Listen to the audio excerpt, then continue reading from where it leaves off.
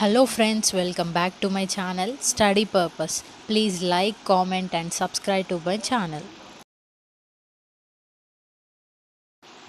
ATM card అనేది pin generate ఎలా చేయాలో కొత్త ATM కార్డు వచ్చాక చూద్దాం. ఫస్ట్ మన కార్డ్ అనేది ATM మిషన్లో ఇన్సర్ట్ చేయాలన్నమాట. మొత్తం క్యాన్సిలేషన్ క్లియర్ చేసుకున్న తర్వాత ఇలా మనకు ఒక రిసిప్ట్ అనేది వస్తుంది. ఆ పిన్ జనరేట్ ఆప్షన్లోకి వెళ్ళాక ఫోన్కి అనేది మెసేజ్ వస్తుంది. 24 అవర్స్లో మనం పిన్ అనేది చేంజ్ చేసుకునే ఛాన్స్ అయితే ఉంటుందన్నమాట. ఎలా చేంజ్ చేసుకోవాలో చూద్దాం. ముందుగా మన కార్డ్ అనేది ఇక్కడ మీరు చూస్తున్నారుగా ఈ గోల్డ్ కలర్ సీల్ ఉందిగా, అటువైపు టర్న్ ఇన్సర్ట్ చేయాలన్నమాట.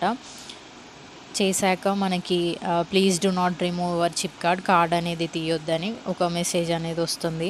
ట్రాన్సాక్షన్స్ ప్రాసెస్ అవుతుంది, కొద్దిసేపు వెయిట్ చేయండి అని ఇలా చూపిస్తుంది అన్నమాట. వెంటనే రాదు.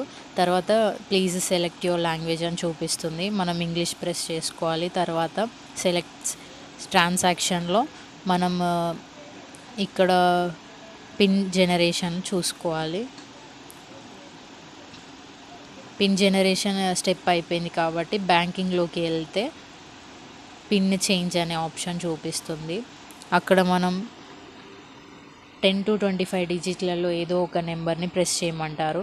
ఏదో ఒక నెంబర్ ప్రెస్ చేసేసి ఎస్ బటన్ క్లిక్ చేయండి. తర్వాత మనకి ఫోన్కి వచ్చిన కోడ్ అనేది 89 సంథింగ్ ఏదో ఆల్ఫాబెట్స్లో వస్తుందన్నమాట. అది ఇక్కడ టైప్ చేసుకొని మన న్యూ పిన్ అనేది ఎంటర్ చేసుకోవచ్చు.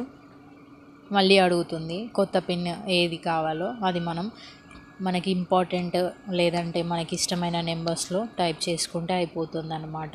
అలాగా న్యూ పిన్ అనేది జనరేట్ చేసుకోవచ్చు. ఇది పిన్ జనరేషన్ తర్వాత పిన్ చేంజ్ ఎమ్మటే చేసుకోవచ్చు, లేదంటే మనకి ఎప్పుడైనా ఈ పిన్ అనేది మార్చుకోవాలి అనుకున్నప్పుడల్లా మార్చేసుకోవచ్చు అన్నమాట. ఓకే ఫ్రెండ్స్, ఇలా మీరు పిన్ చేంజ్ అనేది చేసుకోవచ్చు. Thank you.